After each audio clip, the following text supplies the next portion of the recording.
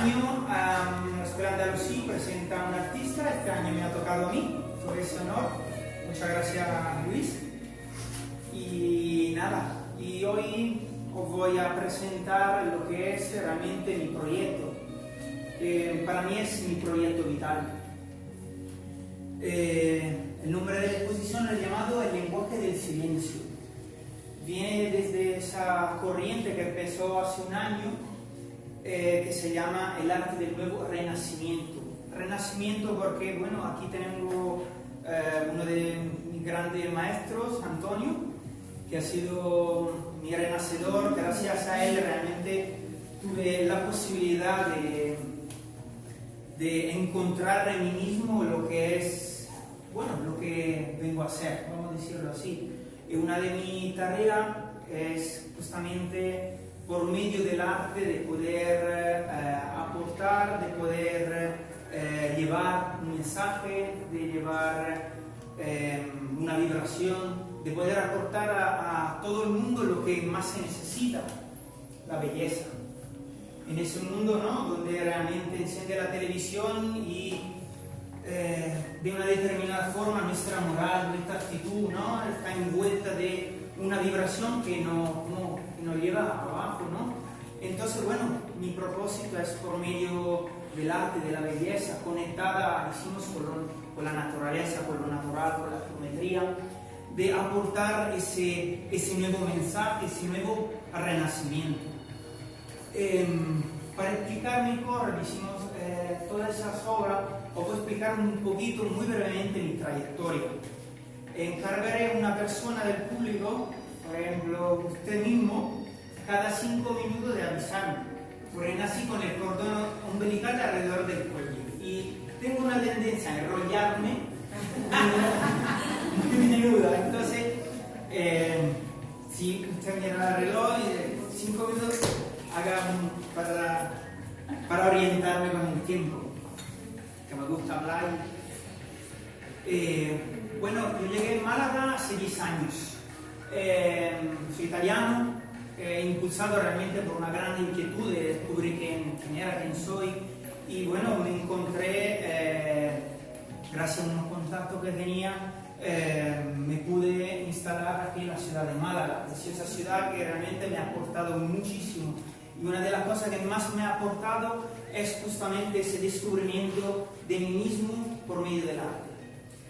Y en el transcurso, ¿no?, de los años, sobre todo los primeros años de investigación pictórica, me crucé con el mundo de la meditación, de la espiritualidad, y fue ahí que realmente entendí que el arte podía realmente utilizarla también por otros fines.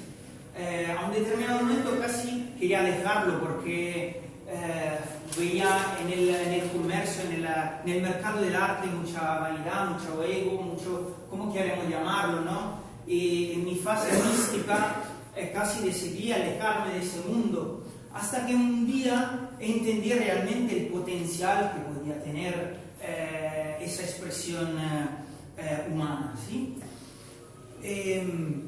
Eso lo descubrí principalmente en Florencia, donde ahí, gracias a una maestra que realmente me la encontré por casualidad, cuando justamente decreté el hecho de querer profundizar o de querer ofrecer, o mejor, de querer pintar al servicio, decimos, de la humanidad, de lo espiritual. Ahí automáticamente como que, no sé, ese mismo decreto hizo que algo se moviera en el cosmos, no sé qué. Y a los pocos días una mujer me llama desde Florencia y me invita justamente en su casa, en su taller, que era una capillita fantástica, todo estilo medieval, bizantino, y ahí es donde realmente me enseñó el arte sacro, la geometría sagrada y todo el arte fusionado con lo espiritual. Ahí me inicié en lo que se llaman los iconos bizantinos, fresco, mosaico, y ahí aprendí realmente todo lo que es una técnica ritual que utilizaban los monjes en el 1200 para la realización de los iconos bizantinos. Es realmente impresionante. Ahí realmente mi cabeza hizo como experimenté cosas que nunca había experimentado pintando, porque es una técnica que va acompañada por una ritualística, se mezclaban los pigmentos naturales con la yema de huevo y el agua que acababa de ser santificada, una geometría especial, ¿no? Como era un mundo fantástico. Bueno, una vez que aprendí toda esa técnica, me volví aquí en Málaga y decididísimos de hacerla mía y de llevarla al mundo, ¿no? Y bueno, hice algunos años donde realmente empecé a hacer una revisión de todos los iconos bizantinos, de los principales, y una nueva reinterpretación de la imagen sagrada religiosa cristiana. Bueno, en esa época, vendía mis reproducciones los originales a las iglesias, ¿sí? Y bueno, a la entrada de la Facultad de Bellas Artes era como que se me impulsaba a dar un cambio, ¿no? Y también a nivel interno, como que sobre todo en ese año se me impulsó a desligar lo que es el concepto espiritual con todo tipo de connotaciones religiosas. Y ahí fue donde empezó ese proyecto que lleva como tema principal el lenguaje. Y el lenguaje, por eso el lenguaje del silencio, donde la invitación que hoy llegó, hay una obra que mide 4 metros por 3 gigantes, una pared entera. Fue un proyecto que llevé a la Universidad de Bellas Artes de Málaga y fue mi primera conexión con lo que es realmente la utilización de un lenguaje totalmente acultural, un lenguaje que no existe, un lenguaje que no hace referencia a ningún dogma.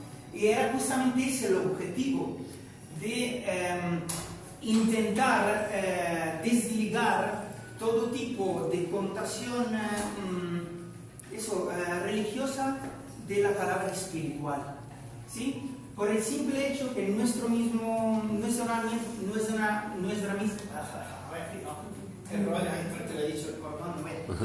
nuestra 5 minutos. Bueno, pero muy bien, vamos a mitad. Entonces, ahí, ese estudio en el lenguaje me hizo tomar conciencia realmente de que cada vez que etiquetamos algo lo estamos como encerrando, lo estamos apartando de lo que es la unidad, la totalidad. Y el mismo hecho, por ejemplo, de llamar, por ejemplo, la misma palabra espiritualidad encierra ese nombre, ese concepto que teníamos ligado en algo realmente concreto, se está encerrando, ¿sí? Y es como que de una determinada forma le quitamos, ¿no?, ese poder de unidad que lo envuelve, ¿sí? Y fue ahí justamente la elección de trabajar sobre un tipo de lenguaje que pudiese realmente llevar al público ese mensaje, esa vibración, sin caer en ningún tipo de asociación religiosa. Justamente es la liberación de la espiritualidad asociado a cualquier tipo de connotación, sea dogmática religiosa o de cualquier cosa. Un poquito evocando también en aquella época donde todavía no había un lenguaje articulado, donde, por ejemplo, si nos recordamos los nativos americanos, ellos en sus cantos, en sus mantras, ellos a lo mejor hacían sonidos vibrantes simplemente por conectar con la divinidad, pero ninguna palabra estaba asociada a nada, simplemente por medio del gesto, de la expresión humana, vocal, invocaban la divinidad. Igual ocurre con las pinturas rupestres. Sí, en las pinturas rupestres, los chamanes de la prehistoria, es un fantástico libro que se llama Los chamanes de la prehistoria, que habla justamente de eso. Dos arqueólogos realmente estudian lo que realmente son las pinturas rupestres, ¿sí? esas pinturas realmente eran realizadas solo por el chamán de la tribu, y venía realizada solo en un rincón escondido de la cueva, ¿sí? Donde realmente el chamán era como que ahí creaba en un espacio angosto un pequeño útero donde volver en conexión con la madre naturaleza y poder también parirse a sí mismo, renacer de una determinada forma y conectar por medio de la pared de esas pinturas con lo que pensaban iba atrás de la pared, o sea, la divinidad. ¿Sí? Así que toda la pintura rupestre dice, oh, bonito esto, esto es muy parecido, sí, vale, pero atrás realmente existe un lenguaje no pictórico, pero un lenguaje interno, un lenguaje muy profundo de conexión con lo que iba atrás de la pared. ¿Sí? Así que esa para mí ha sido una apasionante investigación. Fue justamente, iba en paralelo con otra investigación que está asociada justamente a ese tipo de pintura. ¿Sí? El proyecto se llama Tierra, como es arriba es abajo, como es adentro es afuera. Esa es una máxima que podemos encontrar en la tabla de Esmeralda, que es una tabla muy antigua, no tiene ni fecha porque desde hace 2000 a 36.000 años no se sabe muy bien. Está escrita en 3 idiomas diferentes, griego, fenicio y egipcio, no me acuerdo, algo así, ¿no? Prehistórico, ¿sí?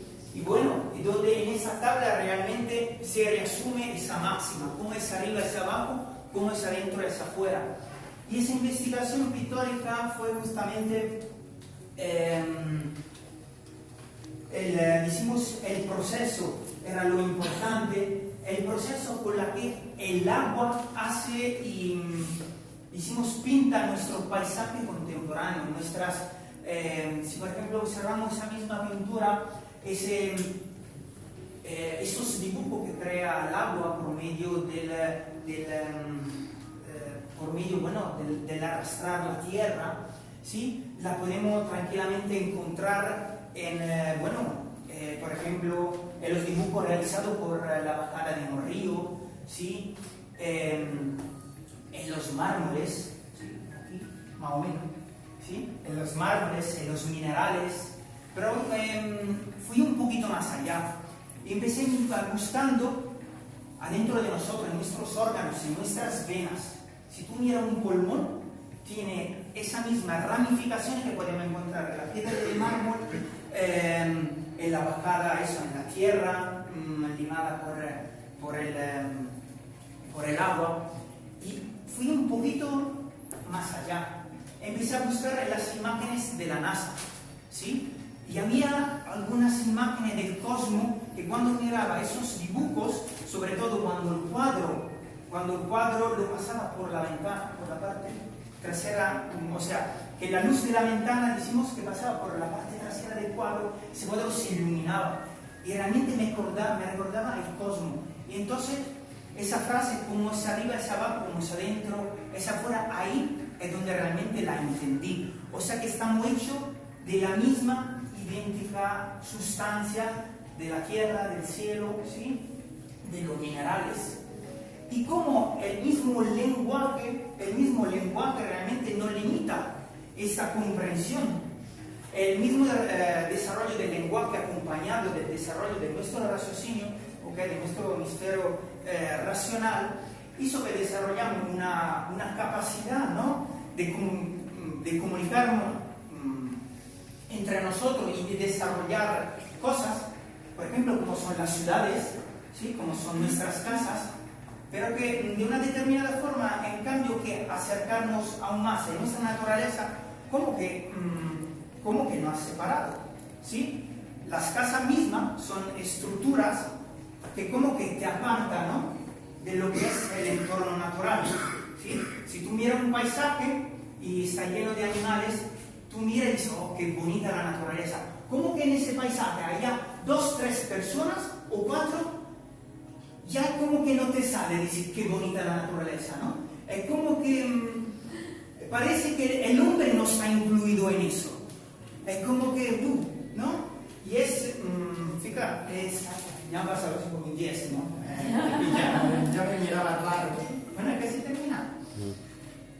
Entonces realmente el propósito de esa exposición, ¿sí?, es justamente, ¿no?, la de poder encontrar por medio de las obras, ¿no?, esa comunión entre el lenguaje de la naturaleza, el lenguaje y la expresión del hombre, y sobre todo la cosa más guay, que por medio de esa obra conseguí de una determinada forma hacer compenetrar esas dos, ¿cómo se dice?, esas dos expresiones, la de la naturaleza y la del hombre, que por fin decimos lo que más anhelamos, ¿no?, de encontrar realmente esa felicidad, ¿no?, esa integridad, esa unidad con todo lo que nos envuelve, ¿sí? En ese mundo, ¿no?, donde realmente veo la naturaleza solo cuando voy de vacaciones, mi oficina, o sea, o mi entorno, o donde vivo está como en una jaula, ¿sí?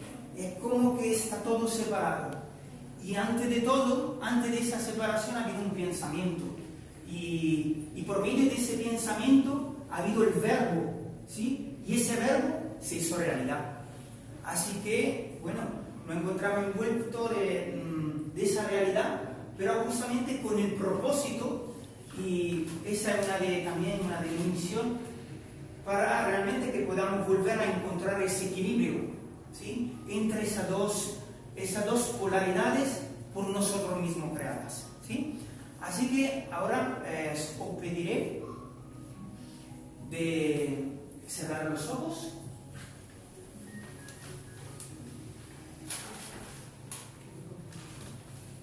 Vamos a cerrar un poquito los ojos y vamos a hacer una pequeña interiorización.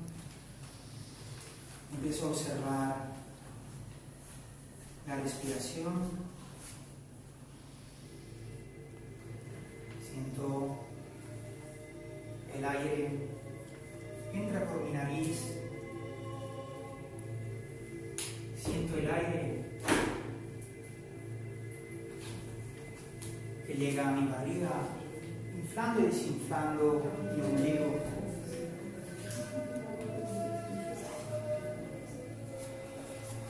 Puedo sentir el contacto del suelo con la planta de mis pies.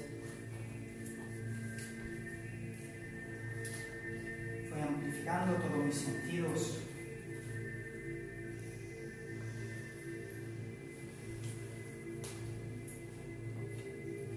Puedo observar cada uno de los latidos de mi corazón.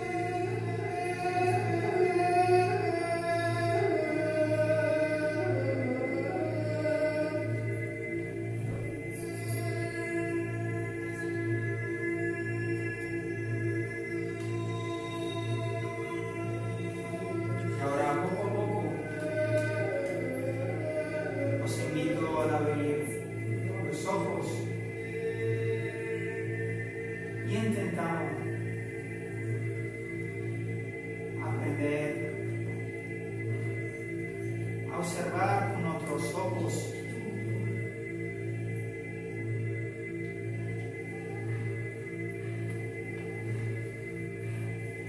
Bien, ahora os invito a cada uno de nosotros a darse un giro por la sala, intentando observar cada una de las obras, pero no como normalmente observo un museo, que miro la intentando interactuar con ella y de intentar ver lo que puedo encontrar dentro de la obra de mío, de vuestro, ¿sí? Lo que encuentro de vuestro en la obra.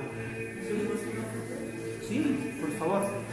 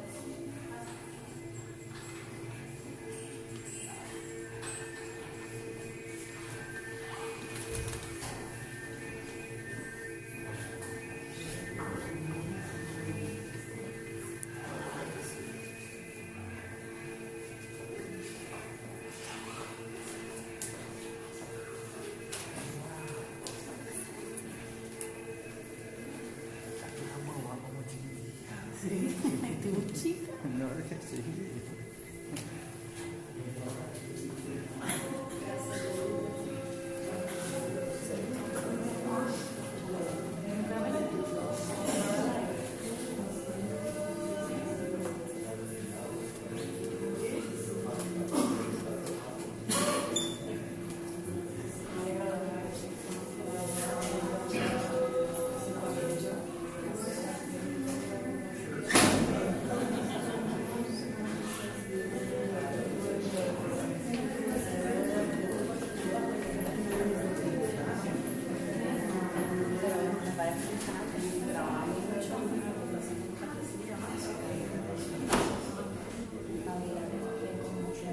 Poco a poco, a medida que lo sintáis, vamos también a saciar el paladar, si queréis. Y aquí una copita de vino.